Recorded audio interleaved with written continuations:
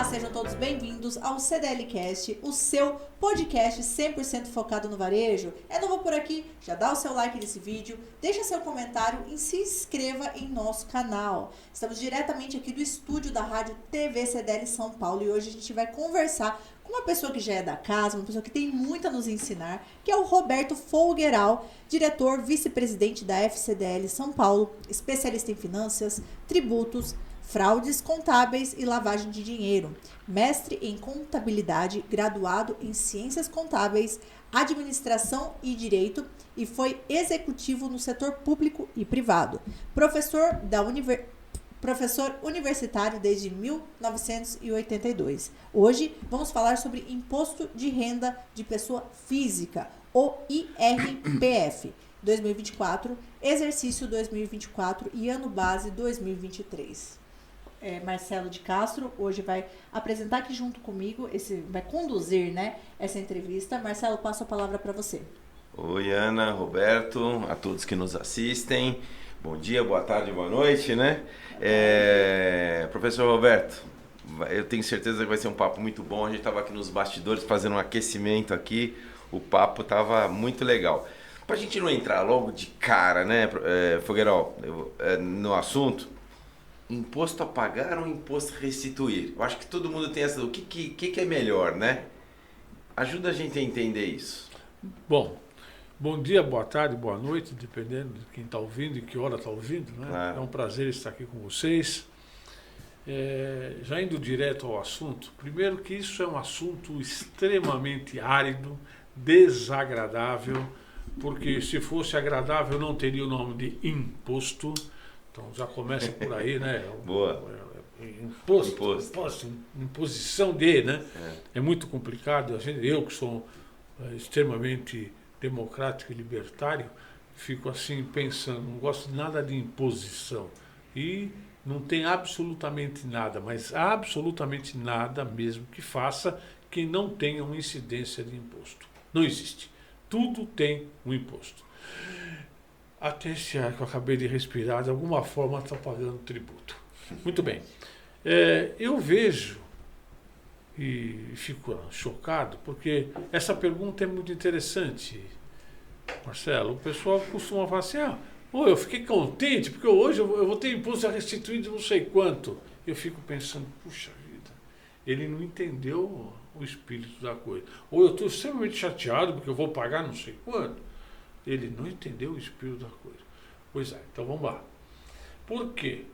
Restituir é ruim e pagar é bom. Isso é louco, isso não existe. Não, lógico que existe. Quando eu falo que vou restituir imposto, o que eu estou dizendo? Estou dizendo que o governo, o Estado, meteu a mão no meu bolso mais do que devia e vai me devolver depois de um ano, quem sabe, talvez, sem nenhum tipo de remuneração. E eu fico contente com isso? Não, tem uma coisa errada. Agora eu fico triste porque ele cobrou menos e eu tenho que pagar mais? Não, que eu tenho que pagar o certo, sem nenhum tipo de imposto, nenhum tipo de acréscimo, imposição ou acréscimo, e eu fico triste por isso? Eu acho que a coisa está meio estranha. Quer dizer, ele toma dinheiro meu e eu fico contente. Me devolve depois um ano, se tudo estiver certo. Quando eu vou ter que pagar só o que devo, eu fico triste. Eu fico triste, eu não estou entendendo. Mas olha, essa resposta, essa explicação, Roberto, quando a gente conversou aqui fora do ar, eu vou ser bem franco para você, eu também achava que eu restituí. A gente respondeu isso, inclusive. Parece óbvio depois que alguém explica. O ovo de Colombo, É o ovo de Colombo, é isso aí. Pois muito legal. Esse é o ritmo daqui para frente. A gente vai fazer vários programas com o Dr. Roberto sobre esse assunto, sobre impostos, sobre escrituração contábil, enfim, várias dicas. Mas nesses próximos programas a gente vai falar sobre Imposto de Renda Pessoa Física 2024. Até porque, Roberto, tá chegando a hora aí, Então, mas antes da gente entrar no assunto, fala um pouquinho de distribuição de lucro. Distribuição de lucro. Olha, a gente ouve dizer que o imposto será cobrado sobre a distribuição de lucro. Haverá imposto de renda sobre a distribuição de lucro. É uma forma de gerenciar o rendimento do proprietário do negócio, né? Certo. Do sócio proprietário ou do gestor, que tenha o seu lucro como parte da remuneração, do risco do seu trabalho. E lembrando que o empresário, o empreendedor, não tem 13º, não tem férias, não tem horário, não tem hora extra. Então, ele atende o gerente do banco, varre o chão, atende o vendedor, o comprador, enfim, ele não tem desvio de finalidade de função, ele não tem nada, ele não tem, ou seja, ele trabalha mais do que qualquer empregado. Aqui vai uma brincadeirinha, eu não chamo o empregado de colaborador. Colaborador é aquele camarada que vai na igreja, né, colaborar com o padre ou o pastor. Nessa atividade. E sem nenhum tipo de remuneração. Perfeito. Então não dá para se falar que o empregado não terá remuneração. Então em toda a legislação você só vai encontrar empregador e do outro lado empregado. Então o empregador, que é o empreendedor, fica com risco, trabalha mais do que qualquer tipo de empregado e não tem nenhum direito, a não ser o único direito que ele tem é o direito de dever pagar. Paga imposto, paga. E de vez em quando sobra. E esse lucro seria uma forma, lá atrás, né, mudou, para ser mais exato, em 1995, quando o lucro líquido distribuído era tributado, o pessoal do empreendedor, do lado do empreendedor, achou que era muito difícil uma metodologia estranha que existia lá, aquela contabilidade que a contabilidade tinha que fazer, que era a correção monetária de balança, corrigir ativo, corrigir passivo, a diferença ser oferecer ou deduzir do imposto. Aí o que a Receita Federal fez? A Receita Federal fez o seguinte: olha, vamos fazer o seguinte, eu vou aumentar um pouquinho o imposto de renda da pessoa jurídica e não vou tributar mais o lucro. E vou extinguir a obrigatoriedade da correção monetária de balanço. Todo mundo aplaudiu, ficou contente e de fato fez isso. Aumentou um pouquinho de imposto, né? Coisa de uns 30% a 40% só, pouca coisa, e mais todo o efeito da inflação, e o barco andou. Agora, até 2022, o pessoal começou a discutir, e está lá o PL aprovado, está sepultado lá na Câmara, porque não foi ainda sancionado, da seguinte forma: haverá sim tributação sobre distribuição de lucro. Ora, mas deixa eu ver se eu entendi. Então, eu tinha algo que era tributado com imposto menor na pessoa jurídica. Certo. Aí aumentaram o imposto da pessoa jurídica e destributaram, né, deixaram de cobrar o imposto da distribuição de lucro para a pessoa física. Agora não vão reduzir, agora que eu falo é 22, não vão reduzir o tributo da pessoa jurídica e vão incluir o tributo da pessoa física. Por isso que eu não consigo entender. Ou seja, é uma dupla tributação. Pois é, lembrando que o empresário, o empreendedor, ele já está pagando imposto no momento em que ele pensou em abrir um negócio. Então ele pensou, ele já tem taxa, emolumento, tem um monte de coisa tal, e se bobear, ele é um pequeno empresário, ele vai pagar o imposto, principalmente o ICM, que vai ser substituído pelo IBC, que é o Imposto de Bens de Consumo, que é o ICMS, ele paga antecipadamente. Então, quando ele compra o produto para vender, ele já pagou, através de substituição tributária, o imposto e fica estocado, até que alguém venha comprar esse produto para ele poder se ressarcir. Transforma em receita. Existe aí a nossa Constituição e a nossa legislação tributária, ela não permite um confisco. Não permite confisco. Mas isso é um confisco. Se não é, eu não sei como é que chamar. Eu vou tomar o seu dinheiro. Dá pra isso, né? Você estava comentando também assim, que algumas... para a gente já entrar nas perguntinhas do Imposto de Renda 2024, mas você estava comentando o seguinte, que toda reforma tributária inexoravelmente aumentou impostos, né? Pois é. Eu estava brincando também, falando sério. Eu tenho mais de 50 anos de atividade nesta parte de tributo. Nessa minha trajetória de 5 décadas, ou seja, meio século, eu nunca vi no Brasil nenhum tipo de reforma tributária que não resultasse em aumento da carga tributária e aumento das obrigações acessórias. Então eu dou... o que é obrigação acessória? Obrigação principal, eu acho que todo mundo sabe. A obrigação principal do contribuinte é pagar imposto. Ponto. Obrigação acessória é provar que aquele imposto que ele pagou está certo.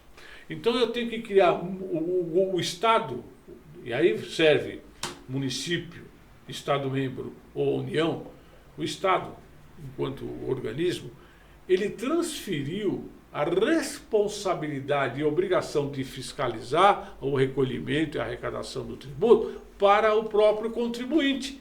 Então, quando a gente aprendia lá, né, meados do século passado, que a gente aprendia que o tributo tem, dentro da alíquota do tributo, tem um percentual, né, da composição, tem um percentual que é para a administração da arrecadação tributária, que é justamente para pagar a parte de controle da arrecadação. Agora, quem controla a arrecadação? O comprador do bem ou do produto ou o próprio contribuinte, que é obrigado a preencher o tremendo monte de informações adicionais, que a gente chama de obrigações acessórias, para falar, olha, esse imposto que eu paguei está certo. E o Estado terceirizou essa obrigação para o contribuinte e não deu nada em troca. Ele até penaliza, né, Roberto? Se você der se você errar na declaração, você pode ser penalizado, né? Sim, lógico que você é penalizado. O simples fato, não precisa nem errar, de não fazer a declaração. Por exemplo, poucos sabem, acho que pouquíssimas pessoas sabem, que uma folha de pagamento de uma empresa, mesmo que você tenha um único empregado, é uma obrigação acessória. Você precisa ter, mas eu só tenho a minha empregada doméstica. Você tem que fazer uma folha de pagamento. Olha só. Você tem que fazer. Então, Roberto, significa o seguinte, né? Pelo que você está contando aí, né? De 50 anos de experiência e vivência. Eu não lembro isso que é da depressão. O Estado, ele terceirizou essa obrigação e ainda te cobra, te penaliza se você não pelo fizer. simples fato de ele antigamente era o seguinte, ó, vamos fazer uma suposição, eu não tenho o número exato, mas vamos supor. ICM, 18%. Todo mundo sabe. Tudo que eu compro tem 18% dentro de ICMS, no mínimo, no mínimo, no mínimo. 2% desses 18% é para o controle da arrecadação, é para pagar fiscal, contador, enfim, tudo isso aí, tá bom? Na medida em que você não vê mais fiscal na rua, não existe essa figura. Essa figura é só com teleguiado, é um bicho, não é que só cético, ele é um teleguiado. Ele já vai sabendo o que ele vai fazer. E tudo pronto previamente com as informações que o contribuinte forneceu. Então não tem mais a figura do fiscal. Não existe mais. Tem, lógico que tem, mas é número extremamente reduzido. Você vê que a arrecadação aumenta e o número de fiscal não. É tudo diferente. Então o Estado está arrecadando muito mais com uma rubrica que não está usando. E há desvio de finalidade. Sim, há desvio de finalidade disso aí. Mas a gente vai aceitando. Por quê? Porque nós somos aquele pessoal que está achando que o imposto a restituir é bom e o imposto a pagar é ruim. Entendeu? Ou seja, a gente olha a realidade pelo espelho, vê invertido, né? Pois é uma coisa muito estranha, né? Você vê que o Estado realmente usa e abusa do poder que ele tem, e é óbvio que ele tem poder, sim, sim. Não é? Ele não podia ser diferente também, mas ele exacerba esse poder de cobrar imposto. Sem dúvida. Eu me lembro eu não vou falar que o nome dele era Jorge Rachid, eu não vou falar, que era secretário da Receita? Muitos anos, né, secretário da Receita, durante muitos e muitos anos. Ele veio apresentar o SPED. O SPED é um serviço público serviço público de informações digitais. Processamento de dados, essas coisas. É como esse imposto de renda, ele já faz parte também da pessoa jurídica, está tudo integrado, a nota fiscal eletrônica está tudo integrado no SPED. Tá. Eu me lembro que eu dei aula numa universidade e ele foi fazer lá uma conversa, e eu já falei, não vou falar no ar, que era a televisão. Então, e o Toninho chamou para conversar e ele estava lá. Toninho, Marma, Trevisan. E aí ele chamou para conversar e estava lá. E ele estava explicando o SPED, todos os cruzamentos possíveis do SPED. Estava no início, lá nos idos de 2003, 20 anos. Ele falou exatamente com essas palavras. Está aqui, olha, nós fizemos isso aqui, tinha lá o pessoal, as empresas, esse eu não vou falar mesmo, tá? Ele falou, mas eu não vou falar. Tem as empresas que eram grandes atacadistas de diversos segmentos, que participaram desse programa, do SPED inicial, e que foram, ele falou assim, olha, está aqui, nós escolhemos 5 para testar, testamos as 5 e autuamos as 5 por evasão de receita.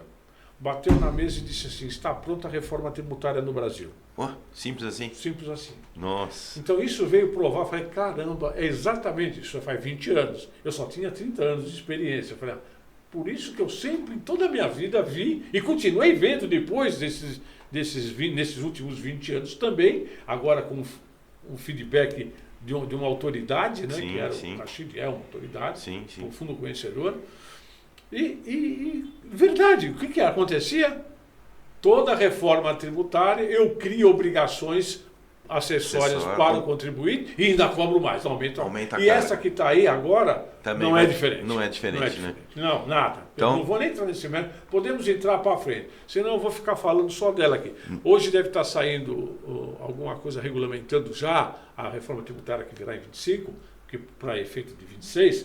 Então nós temos aí hoje alguma edição só do regulamento da IBS, que é o imposto municipal e estadual, né, que vai ser cobrado pela União. Exatamente isso.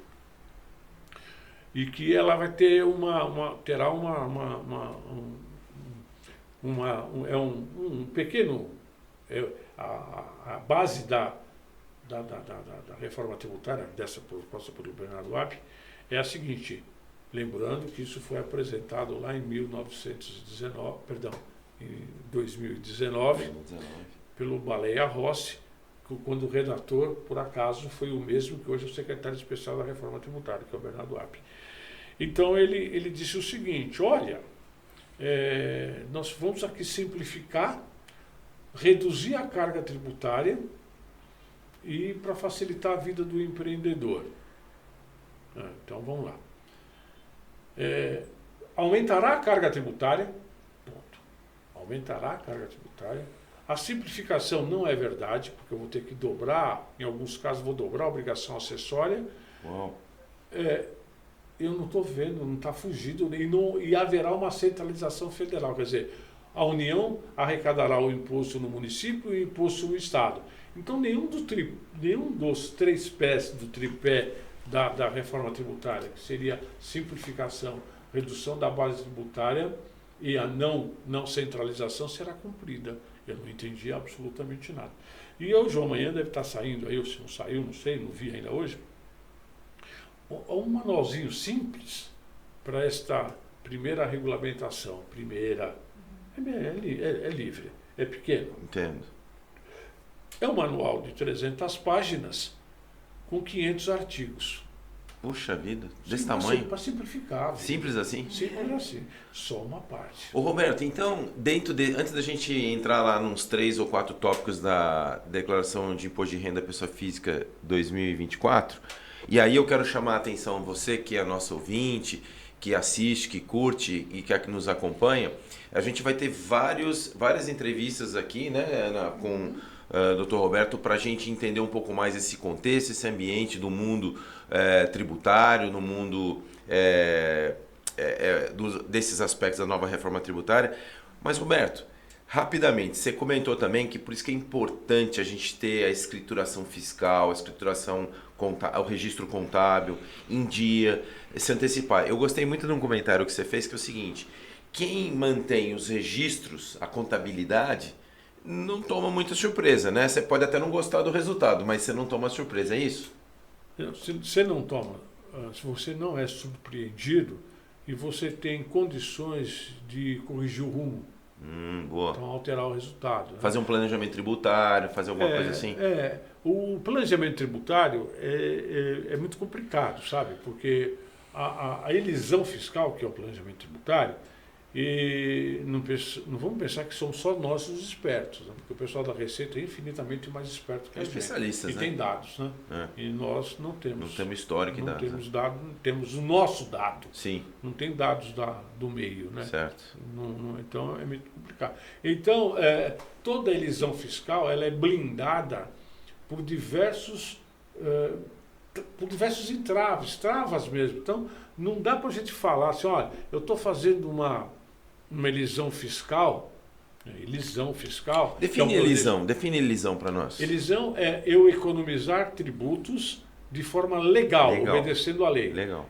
É muito difícil que eu obedeça a todas as leis, subleis, portarias, normas, instruções normativas, porque sempre vai ter uma que eles vão me pegar para quebrar toda... Conflitante. Ou conflitante ou bem... Como é que eu vou falar? Bem restritivo. Entendo. Muito restritivo, sabe? Então, é muito difícil você obedecer tudo. Lógico que há. Sem dúvida. Mas, por quê? Hoje, eles lançam quando eu falo eles, aqui eu estou dizendo o Estado, né? Certo. Através da Receita, lança uma instrução normativa, uma norma de procedimento, justamente para ferir aquilo que você estava, até onde você estava bem. Aí hoje planejou, começou. Quando eles percebem, porque hoje é em tempo real que eles percebem, através de uma nota fluxo fiscal, de impostos, né? Não, através da nota fiscal eletrônica. Você tirou a base nota, de cálculo. Está na hora. Você já sabe na hora que você está fazendo. Você está falando que o Estado, o governo, ele tem a leitura em tempo real da arrecadação, praticamente? Muito provavelmente, da arrecadação tem, lógico que tem. E ele sabe medir exatamente qual é o setor que está baixando. Os códigos, né? Exatamente. Então ele tem lá, tem um nível de controle, né, digamos assim, pode ser chamado de nível de controle, que ele está dizendo, fala assim, olha, esse KINAI, quer dizer, esse segmento, tem uma arrecadação de X. O que a gente não sabe aqui é o desvio padrão disso daqui, sabe? Quer dizer, quanto é mais ou menos isso aqui? Não. Por exemplo, o camarada que está para baixo dessa curva, então eu tenho aqui um X. Eu tenho X menos 1, X menos 2 para baixo, X mais 1, X mais 2 para baixo. Antigamente eles não se preocupam. Quando eu falo antigamente 2 anos, tá? No máximo 3 anos. Isso é antigamente para Receita. Uau. Já é jurassaico. 2, 3 anos, tá?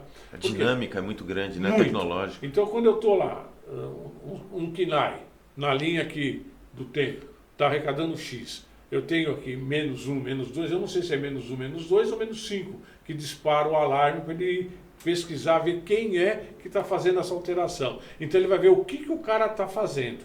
Se é um simples uma inadimplência, se é uma sonegação ou se é uma elisão. Então, ele encontrou um artifício para reduzir ali Exatamente. Ele vai ver se está dentro da lei ou fora da lei. Se fora da lei, dispara, por consequência a gente já sabe que é a sonegação. Se for uma elisão, ele vai consertar isso lá na frente. Ele vai emitir uma norma que vai inibir essa elisão. Vai afinar o E para cima. E para cima. Para cima ele não ligava, está entrando. Não. Depois do COAF e do CARF terem muito forte, muita atuação extremamente muito controle, forte, né?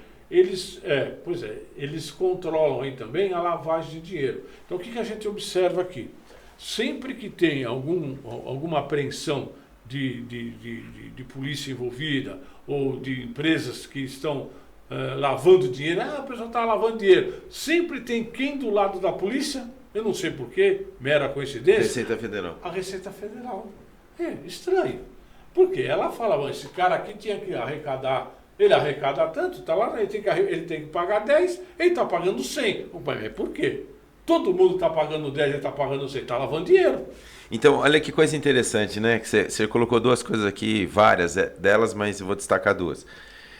A gente tinha aquela sensação, né, Ana, que quando você restituía, você estava bem na cena, né? É o contrário. É o contrário. E agora você está dizendo o seguinte também, o fisco também se preocupa quando aumenta a arrecadação. Lógico, porque alguma coisa está errada. Alguma coisa está errada. Eu me lembro que num passado longínquo, na década de 80, eu fui fazer uma palestra aqui, nosso vizinho da Fiesp, e eu falei o seguinte, olha, pessoal, só para a diretoria da Fiesp, pessoal, você precisa entender o seguinte, o empresário que paga imposto está errado. Nossa, quase apanhei. Quase apanhei, de verdade. Foi preso. Nossa, o Maravato queria me bater, pô. Como é que você fala um negócio desse? Não, professor, que isso? Como? Não. Tá errado.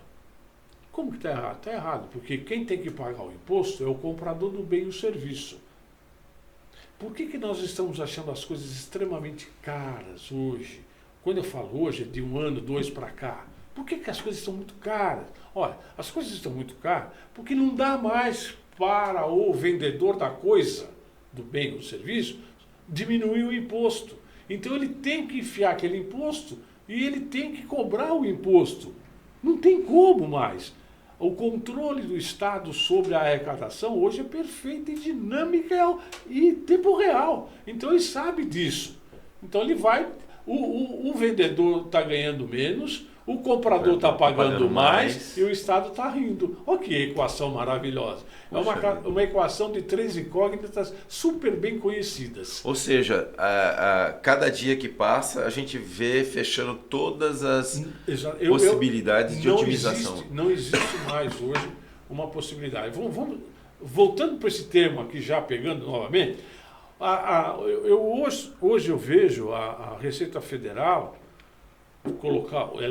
eles têm um marketing maravilhoso. A gente tem que entender que eles conseguem, né, falar que Jesus é Genésio, Genésio é Jesus. É impressionante, mas eles conseguem fazer isso. Então, o que a gente percebe hoje? Né? Você percebe que eles estão conduzindo de uma forma subliminar que toda e qualquer declaração pré-preenchida é um bom negócio. Então, o que ele está querendo dizer aí para o contribuinte pessoa física? Olha, contribuinte, pessoa física, use esse meu sistema de pré-preenchido para você saber se eu já sei o que você está declarando, eu já tenho os dados daquilo que você vai declarar, só para você não ter trabalho de sonegar, ô bobão. Que coisa, hein? Olha só. Ô Roberto, com essa leitura que você tem, né, de vivência, experiência, todos esses anos, dentro da federação, enxergando principalmente o ambiente do comércio, varejo.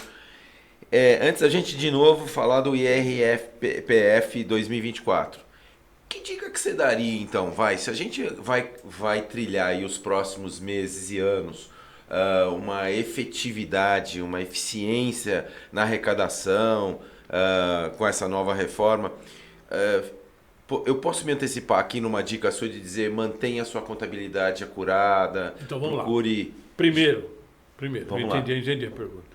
Primeiro, qual é o grande problema? Hoje nós já vimos lá, já falou, o cara que recebe restituição acha bom e não é bom. Perfeito. O camarada que paga acha ruim e não é ruim. Então, dentro disso, nós temos que entender o que é contabilidade. Nós misturamos contabilidade e tributos na mesma bacia. Não é a mesma coisa. Por que não é? Porque é o seguinte, a contabilidade é uma ferramenta de controle. Uma ferramenta de controle. Que o empresário e a pessoa física não utiliza. Isso é uma primeira... Mas poderia e deveria, né? Deveria, antes de poderia, né? Certo. Ele deveria, certo. Porque quando ele começa a perceber o que ele está ganhando, como ele está gastando, o que ele está investindo, quais são as modalidades de investimento que ele está fazendo, isso pode trazer um resultado positivo para ele. Quem faz isso tem êxito. Então você vê hoje diversas corretoras, operadoras aí, diversas, que tem esse tipo de trabalho disponibilizado para quem aplica X milhões ou 1 milhão, sei lá, aí cada uma é um tamanho. Ela dá esse tipo de trabalho, ela acaba fazendo a contabilidade do sujeito, do cliente dela. Pessoa física, né? Pessoa física. A pessoa jurídica, é óbvio que ela tem que ter.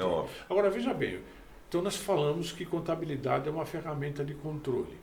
Você entrega lá para o seu contador o extrato e acha que ele vai fazer a sua contabilidade. Ele não vai fazer a sua contabilidade através do extrato, ele vai fazer um livro caixa, porque no extrato o máximo que ele vai conseguir enxergar é o que você pagou e o que você recebeu. Ele não vai fazer nada mais disso aí, nada além disso. Isso não é contabilidade. Então, e você entrega tudo isso para ele, você entrega janeiro, fevereiro, março, abril, maio, dezembro, e quando chega lá janeiro e fevereiro, ele te entrega uma coisa que ele chama de balanço e uma DRE. Demonstração de resultados. Demonstração de resultado do exercício. Um ano depois do ocorrido. O que te interessa isso a nível de controle? Nada. O que eu posso exercer de gerência, de gestão... De correção, né? Para corrigir ou não rumos, centralizar minhas forças naquilo que está dando certo, inibir aquilo que está dando errado, um ano depois. Estou morto. Ah, agora a Receita sim. A Receita olha a sua contabilidade em tempo real, como nós acabamos de falar. Ela sabe de quem você comprou, quanto você pagou, quanto você estocou. Ah, mas você não vendeu? Onde está tudo que você comprou? Ela sabe. E a conta chega. Certo. Isso. Ô, Roberto, então, a primeira, se fosse 3 dicas aí que você desse para o comerciante, o lojista daqui para frente, ele tomar cuidado com a sua contabilidade. Faça a contabilidade e entenda que contabilidade é distinta de pagar imposto. Perfeito. Pagar imposto não tem como, você vai ter que ter um bom estudo, um bom planejamento para saber qual o regime melhor para você, porque hoje a gente escuta dizer que o regime do Simples Nacional é o melhor, e não é bem verdade. De Simples ele tem apenas um nome, ele é bastante complexo, com muitas variáveis e derivadas, muitas. Então não é para toda a atividade do Simples que o Simples é mais interessante. Que ele é eficiente e eficaz. Não é. O lucro presumido é bom? Olha, eu tenho minhas dúvidas, eu não gosto de presunção, porque é o seguinte, a presunção, ela diz o seguinte, eu tenho que te cobrar algo, eu vou presumir que você tem que me pagar mais ou pagar menos? Eu tenho que te cobrar, eu vou presumir que você vai me pagar a mais ou a menos? Sempre a mais. Sempre a mais. E por que você acha que o governo vai fazer diferente quando ele vai presumir?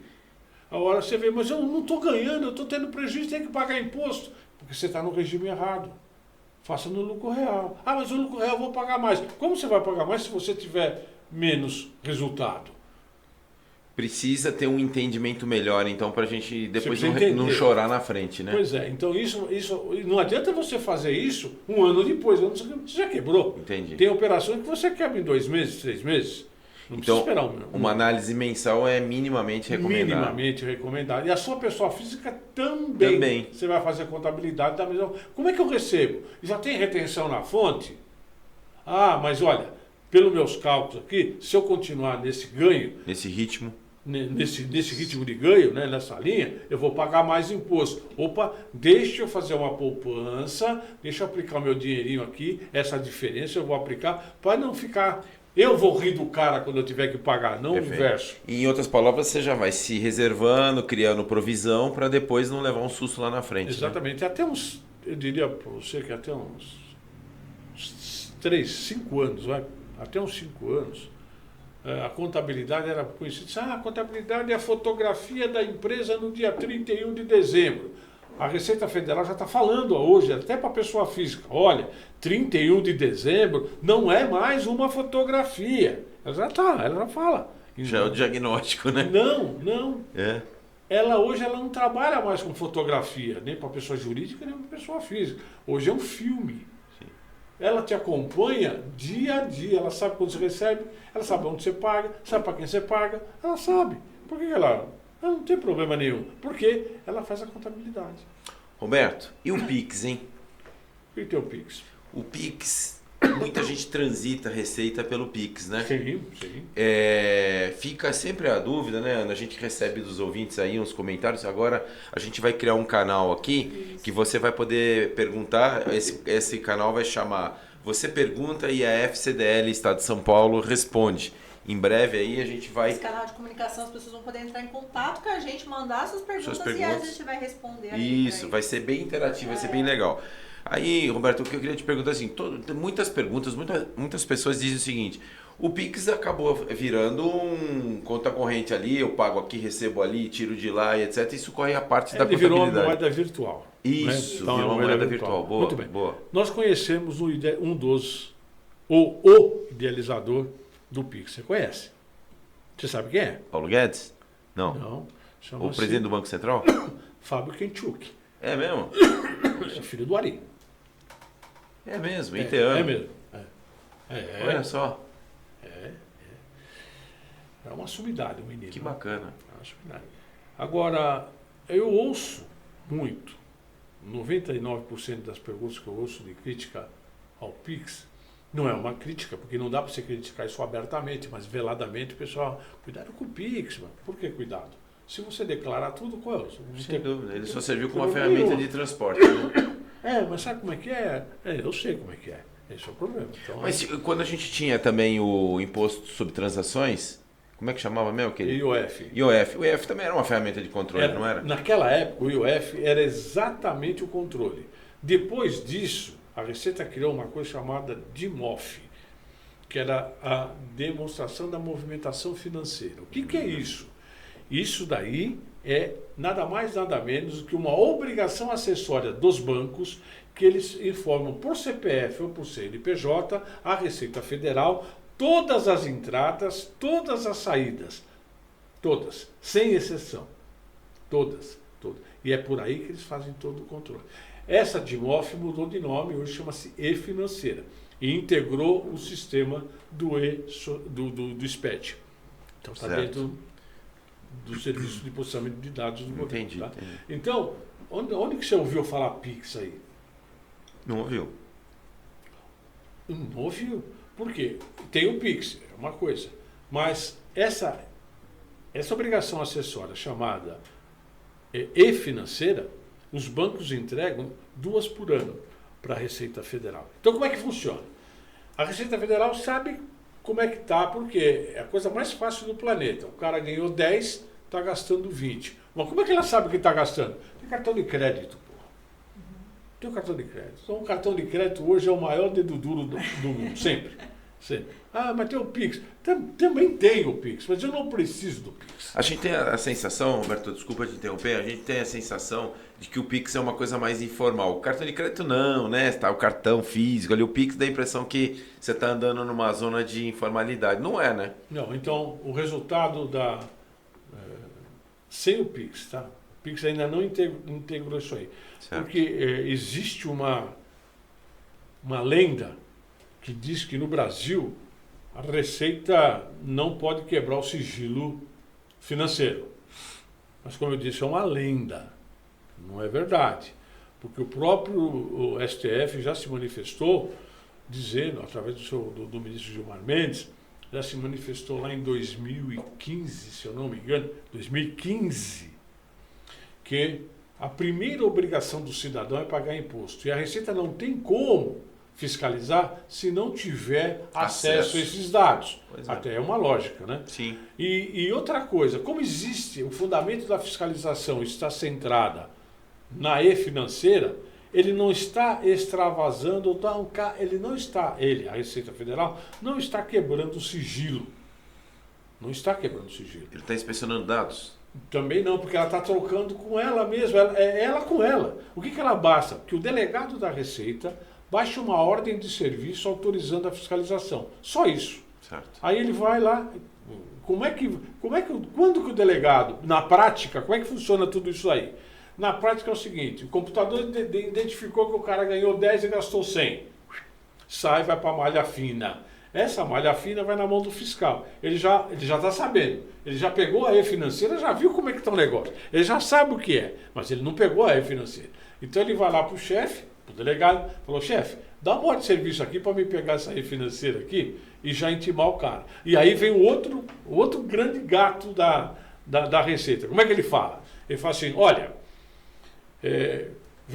analisando a sua declaração aqui, para lá, identificamos divergências das informações. Favor corrigir. Hã? Mas qual é a divergência? Se vira, acha, aí você vai achar. E aí pode ser até que você ache coisa que eles não acharam. Achei uma outra coisa. Esse né? é o problema, Tá. grande problema. Então, o Pix em si não tem nada a ver com esse E-Financeira. Ok. É uma outra, é um meio de pagamento. O meio de pagamento. Como cartão de crédito, como saque no banco. Tenta pagar, eu sempre dou lá, pode pegar qualquer um dos... O Brasil tem tantos bancos, né? Que pode se resumir em 5. Que é um número assim fantástico. Concentração né? violenta. Concentração total. Tenta ir lá e pagar uma conta com dinheiro vivo no banco. Mano, não precisa muito, uma conta de 5 mil reais. Veja o trabalho que você tem, se você consegue. Tenta sacar. Depositar, eu estou dizendo, hein? Porque sacar é limitado a 5 mil, né? A disponibilidade da agência, não, né? você pode ir. É? Não, mas você Desde pode, que você provisione, né? você Lógico. provisiona tudo, Tá. mas tudo bem, mas você tem que assinar uma declaração que você vai fazer com o dinheiro. É mesmo? Tem. Olha só. Vai pagar fornecedor, você tem lá a declaração. Destino, né? E essa declaração, ela vai ter que bater com a tua contabilidade na pessoa jurídica ou na pessoa física, depende de onde você foi esse dinheiro. Então, isso está na lei anticorrupção. Então, Perfeito. o disfarce disso... Origem e destino, né? Então, isso é fechado. Então, Sem dúvida. então você cada vez mais você está proibido de mexer com dinheiro. Então, o Pix veio suprir essa coluna aí. Eu acho... É uma coisa que veio para ficar, tanto é verdade que Não, tá aí. é fantástico. Hoje em dia, Meio até de esmola o pessoal pede com Pix. tá impressionante. Então- É verdade. Mas, Já aconteceu comigo. Pois é, agora o cara levanta a plaquinha com Eu QR tenho Code, né? Pix. QR Code lá e tal. Bom, mas então vamos fazer o seguinte, o papo tá muito legal. Inclusive, nossos ouvintes estão mandando aqui mensagem. Não é? Vamos aqui, eu vou fazer o seguinte agora, Ana. Antes de passar para você, Ana, eu vou dar já o start aqui das perguntinhas que a gente queria fazer. Aí, em seguida, eu passo para você já ler a primeira pergunta que nós temos aí. Legal. Mas, Roberto, quando, quem e como? Ou seja, quando que a gente tem que entregar? Até quando a gente tem que 31 entregar a de maio. declaração? 31 de maio, Yes. meia-noite. 23h59. 23h59, ó, boa. Não, mas é que está na instrução normativa, não estou inventando. Porque meia-noite já era, né? Já era. Entregar meia-noite, já está já tá- Atenção aí com a fora. data, né? Quem tem que entregar essa declaração, Bom, Roberto? quem recebeu rendimentos tributáveis acima de R$ 39.639,90 é a primeira base, em 2003, né? Aí depois, contribuintes que receberam rendimentos isentos não tributáveis ou tributados exclusivamente na fonte, com valor superior a R$200 mil. 200 mil. Isso é uma boa novidade, né? Porque Tá. aumentou. Então, você percebe aqui, isso aqui eu estou tirando da instrução normativa, tá? Ok. A gente percebe que isso vem exatamente como validar aquilo que eu estou falando. Ela não está mais preocupada, ela sabe quem deve o imposto. Ela está só esperando a sua anuência. Só isso. Entendi. Então, ela já sabe, era 40 mil, agora passou para 200 mil. Então, tem lá. Quem obteve qualquer mês de 23 ganho de capital. Na Quando você venda fala- de bens ou Me ajuda aí. direitos. A gente tem um público bem heterogêneo assistindo a gente. Dá alguns exemplos de bens de capital. Ganho de bens de capital. Venda de um carro, Pode ser um carro, um imóvel. um imóvel, pode ser um Ações. direito, uma ação, Tá. um fundo cota de fundo. Uma indenização trabalhista. Não, aí esse Não Aí a não gente- tem nada a ver com capital porque não tem um bem. não, até pode. É uma receita. Primeiro, vamos lá, eu esqueci de falar, a gente já começou pedalando a 100 por hora, né? Não, mas Então, tá bom. como é que é o nome do imposto de renda? Para a gente entender as coisas. O imposto de renda é o apelido do imposto. O Brasil sempre tem um apelido, né? Bolsa disso, pé de meia daquilo, enfim. Sim, tudo sim, tem um sim. apelido, Sim, né? sim. Mas tem um nome. Declaração de O programa- rendimentos? Não. Não? O imposto de renda diz assim, imposto sobre a renda e proventos de qualquer natureza. Proventos é a palavra. Proventos é a chave. Tá. Agora, quando que não é tributado? Tem algumas, aí ela vem Tem as nas exceçõezinhas. exceções. Tá? Certo, certo. Então, uma das exceções é a indenização. Toda verba indenizatória não é tributada. Isso aqui é uma coisa, e aonde dá muito problema, nós prestamos serviços de forma genérica, né? E nessa prestação de serviço há um reembolso de despesas, de Reembolso. transporte. Esse reembolso tem que ser uma verba indenizada. Por que é uma indenizada? Porque eu gastei primeiro e o meu tomador de serviço está me indenizando o que eu já gastei. Esse não é. É meu dinheiro. Então não é um provento. Ele é um provento, mas ele tem uma isenção, Porque ele é indenizatório. porque é indenizatório. Perfeito. Então toda verba indenizatória não tem. Então quando você falou indenização trabalhista, Tá perfeito. quando for indenização, não tem Tá explicado. imposto, tá? Não. Então vamos lá. Quem obteve qualquer tipo de venda superior a R$40 mil, né? Então aí você tem que, por mês. Então você tem que fazer essa operação de bolsa, de futuro, de fundo, enfim, de carro. O que você vendeu e deu um ganho maior, você tem que declarar, maior que 40 mil. Perfeito. É difícil, mas pode acontecer. Tá. Quem teve isenção do imposto no ganho de capital na venda de imóvel para aplicar até 180 dias. Porque tem um dos limites de isenção na venda de imóvel, o que eu falei anterior, na venda de bens móveis. Bens e direitos, tá? Certo. Móveis. Certo. Aqui é bem imóvel. O imóvel que o camarada usou para 180 dias comprar, 6 meses comprar um outro imóvel com aquele produto. Então, ele também não paga imposto, mas ele tem que declarar para ver se isso é verdade. Entendi. Quem teve em 23 receita bruta em valor superior a 153.199,50 com atividade rural. Também eu tenho que declarar. Quem tenha em 31 de dezembro de 23 a posse ou a propriedade de bens, direitos, inclusive terra nua, para o camarada que tem a atividade rural, no valor superior a R$800 mil. É um patrimônio considerável. Considerável. Então, se você fizer um... Leão ficou bonzinho, Roberto? Esse ano? Meio difícil. Né? Eu não ouvi falar que leão bonzinho, não. Né? Nem aquela Elza, aquela leoa lá, só porque era vesga que talvez pudesse ser. Mas esse não é vesgo. Não é vesgo. Quem passou para a condição de residente no Brasil também é obrigado em dezembro. Bem interessante. Ana, você tem uma pergunta aí de um ouvinte? Tenho. Inclusive, estamos recebendo perguntas. Se você tem alguma dúvida, quer participar aqui do CDLcast, mande a tua pergunta. A gente vai deixar aqui na descrição como é que você faz para entrar em contato com a gente. Nosso canal do WhatsApp aqui, né? Exatamente. Vamos lá. A nossa ouvinte do ABC, a Maísa, ela perguntou se é possível abater despesas do plano de saúde do seu pet. Não. Simples assim, não. Não está previsto. Né? Não prevê isso aí. Não pode, não. E mais, ela foi além. E cirurgia estética do pet, entre aspas, pode abater? Também não. Nem se fosse dela.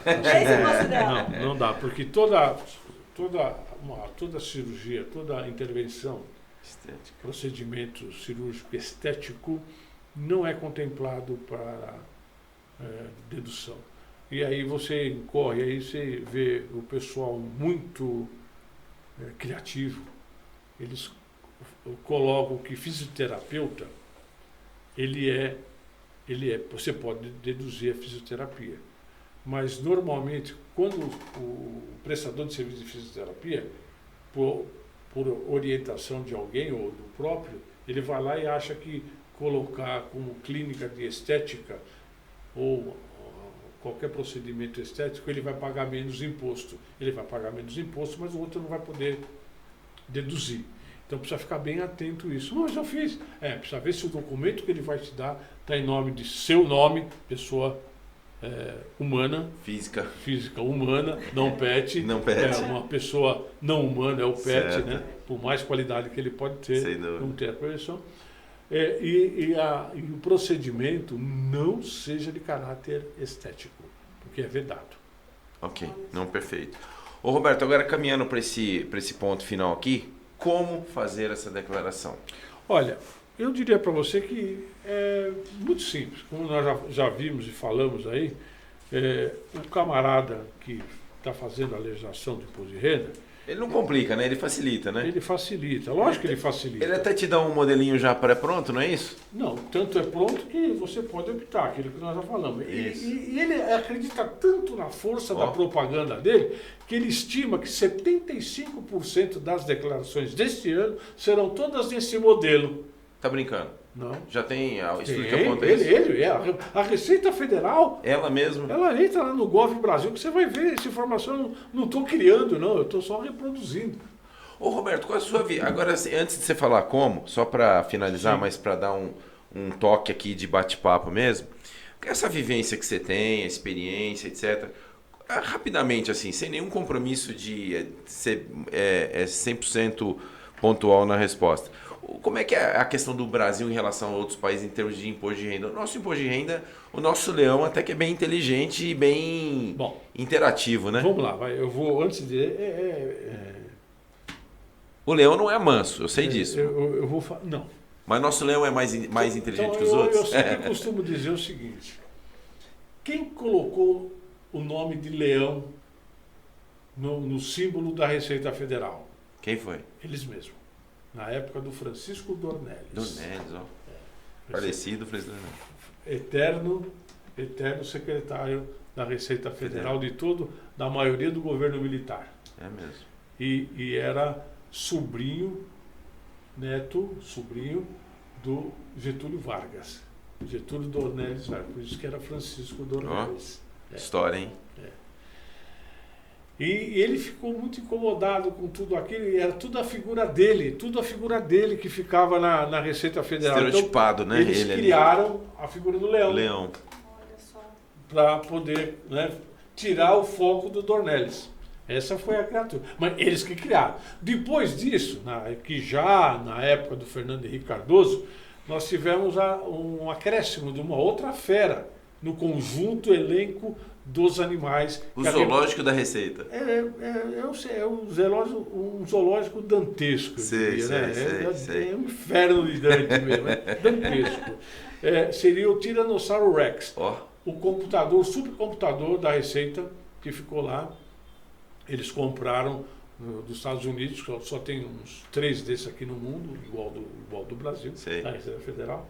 Então tinha um Tiranossauro Rex, um animalzinho manso, pacífico, morreu de fome porque não tinha o que comer mais. Comeu tudo? Comeu tudo que tinha que comer. Esfomeado. Tiranossauro. Isso era o hardware. O hardware. O hardware era o computador. O hardware. Daí o pessoal do ITA aqui desenvolveu um software específico, com o nome de Arpia. E tudo isso, esses nomes todos, foram dados pela Receita Federal do Brasil. Nasceram lá dentro. Escolhido a dedo. Receita Federal do Brasil. Arpia. O que é Arpia? Ave de rapina. A maior ave de rapina das Américas, capaz de levantar um bezerro e tirar um índiozinho do rio. Ela é bravíssima. Isso no reino animal. No reino mitológico, Arpia era uma ave com cabeça e seio de mulher que roubava a comida do rei cego Firineu, que não podia morrer de fome porque era o semideus. Então você vê que essa é a nossa esfera toda. Isso tudo, pessoal, só para vocês entenderem, é recente, tem aqui uns 20 e poucos anos, tá? Todo esse arcabouço que eu estou dizendo, que foi possível fazer todos os cruzamentos, criar todo o sistema de SPED, tudo isso foi criado por esses animais, principalmente o T-Rex e a Arpia. Se isso não bastasse, eu diria para você que depois do cruzamento dessa E financeira, que seria de modo que começou a dar resultado, surgiu um outro programa na Receita, chamado Contágio. Contágio? É de contágio. É contágio. De conta rápida. De conta contágio. Ágil. Nada mais é do que uma planilha de Excel dinâmica, onde ele consegue verificar a sua atividade, a sua localização, da sua região. Então ela sabe o que você faz, aonde você faz. Geomonitorado, né? Totalmente geomonitorado. E aí ela começa a analisar aquilo que nós falamos no começo. Quando você está para cima, quando você está para baixo daquela média. Perfeito. E ela já vai em cima. Então o que ela tornou? Com essa contagem, ela tornou o leão, o T-Rex e a Arpia em pet. Aproveitando o nome da menina lá. Certo? Então o leão não é mais um leão, é um pet hoje. Pois é, ele virou aquele animal lá, sabe, tá velho, babão, não serve pra mais nada. Mas puxa o rabo dele, vai ver o que ele faz, né? Mas olha, deve estar até desdentado. Né? Não serve pra mais nada. Você entendeu? Boa, Roberto, muito bom. Então para finalizar o como vamos lá. O como ele faz? A Receita Federal oferece programas para preenchimento de envio da declaração. Perfeito. Então a declaração online, então você entra no site da Receita. Entra no site da Receita, como é que você... Ela disponibiliza um programa para computador, você entra lá e você baixa e instala, Ou também você pode usar pelo celular e pelo tablet, né? Mesma coisa. Ótimo. Que é instale meu imposto de renda e acabou, é isso aí. Segue em E aí, frente. você tem lá baixa aqui o programa de gerador de declaração de imposto de renda. E não tem como você errar. É só você ir passo a passo seguindo. Ele não deixa você errar. Ele não deixa. Já foi feito que é pra você andar no trilho, né? Não, a seu favor também. Sim. Não, é muito inteligente. É que a gente tem uma coisa, a gente pode não gostar, mas que o sistema brasileiro é bastante bem feito. Ainda vou terminar falando desse sistema aí. Na apuração, lá você pode usar o imposto, um desconto padrão, que também Perfeito. lá em 22 ele foi reduzido, foi limitado, por isso que o pessoal está reclamando muito esse ano que está pagando mais imposto. Isso, era uma pergunta que a gente tinha. Todo mundo está com a sensação que está pagando mais. É porque lá atrás, ainda em 22, que começou a fazer parte só em 23, né, por isso que nós estamos sofrendo agora, Certo. eles reduziram o limite. Não, era 20%, acabou. Agora ele é limitado 20% a 44 mil reais. Se passar disso, se os seus 20% da receita for maior Mais que 44, para em 44. Entendi. Ele trava ali, né? Trava. Então, mas eu tenho direito a 70 mil, 80 mil, dane-se. Você vai reduzir 40. O que acontece? Com esse desconto padrão, você vai pagar mais imposto. Quando ele baixou, você vai ter uma renda maior. Ele geralmente é efetivo. Vai aumentar a arrecadação. Ótimo, Perfeito. esse é o objetivo. Então, por isso que é importante o controle mensal das suas contas. O que é que eu vou fazer aqui? Então, eu tenho que pegar o que eu posso deduzir, o que eu não posso deduzir. Já começa a trabalhar nesse... Não espera fechar o ano, que depois não dá mais tempo. Perfeito. Tá? Então, esse é o... Você tem que estar à frente dos fatos, e não a reboque deles, né? Não é? Perfeitamente. Qual era o outro? Não, e era o como, né? Como fazer, você já colocou aí. Você falou que você tem 3 formas. Você tem o desconto padrão, tem A completa, né? A completa. E o próprio programa da Receita, a própria plataforma, ela vai te informar. Se você está fazendo a declaração de uma forma que você está pagando mais imposto, ela fala assim, vermelho. Você tem certeza que você quer fazer isso? Interessante. Então você vai falar, deixa eu ver por quê, né? Aí você vai. Sim. Ela não fala nada disso aí. Sim. Então esse é o. Mas então, só para fechar agora. Então vamos lá. O nosso leão é um leão inteligente? Independente. Então, não só para o mal, mas vamos dizer assim, para o bem também? Pois é, o mal é uma questão relativa, né? Não sei dizer para você se é mal ou não. Sim. O problema não é o imposto que arrecada, é o que ele nos retorna, né? Sim, sem Quando dúvida. retorna e como retorna. Como o Isso Estado é usa o imposto também. então não vou entrar nesse mérito. Mas assim, de uma maneira geral, o sistema é... Então, eu vou só dizer uma coisa. Existe no Brasil essa lei anticorrupção, que o Brasil, no governo, se eu não me engano, da presidente Dilma, conveniou com 190 países também, para evitar tráfico de armas e droga, lavagem de dinheiro, corrupção e terrorismo. Eram 4 grandes eixos. O Brasil é signatário deste convênio, desse acordo, e usa todos esses 4 elementos para tributar. De tal forma que Israel vem no Brasil aprender a cobrar imposto com a Receita Federal do Brasil. O Brasil ensina Alemanha, Estados Unidos, Itália, isso é que eu tenho certeza, e Israel, cobrar imposto. Eu tive uma palestra com o Rudolfo Giuliani, uma vez que ele veio lá na CNDL, não sei se você lembra. Lembro sim. Então ele falou algumas coisas. Perfeito. Nova York, o cara que iniciou, compartilhar com o pessoal aqui, né? O Tolerância Zero. Tolerância Zero. Então ele falou assim, existe lá nos Estados Unidos, porque aqui a gente tem uma ilusão, porque a gente vive de propaganda, né? E nem sempre propaganda é verdadeira, autêntica. Verdade, né? Então a gente tem uma ilusão de que o cara mais sincero do mundo é o contribuinte americano, né? Não é verdade. Então ele falou o seguinte, Rodolfo Giuliani, que o grande problema hoje nos Estados Unidos era o policiamento que o que a Receita Federal deles lá faz em cima do contribuinte americano. Isso lá já deve fazer bem uns 5 ou 6 anos, ou até mais. Esse a mais. Foi a mais. Do Juliano. O poder de polícia, né, que a Receita tem. Não. É a fiscalização, o controle mesmo, efetivo. E por quê? E ele falou, falou para mim, você sabe por quê que ele faz isso? Ele aprendeu com a Receita, aprendeu com vocês, brasileiro, aprendeu com a Receita Federal. Então hoje a Receita Federal dos Estados Unidos, o FBI, faz muitas investigações de lavagem de dinheiro, de crime, de terrorismo, tudo, com as informações partidas da Receita Federal do Brasil. Puxa vida, interessante. Interessantíssimo. Bom, o Capone caiu por causa de imposto, né? Pois é. Não foi por causa dos crimes que ele cometeu. A gente também né? pode citar um exemplo bem mais próximo e bem mais próximo da gente em tempo e georreferenciado. Nós recentemente tivemos uma operação em empresas de ônibus aqui do sul bem recente. da capital, né? Pois é. Quem é que estava lá? Receita Federal. É isso aí.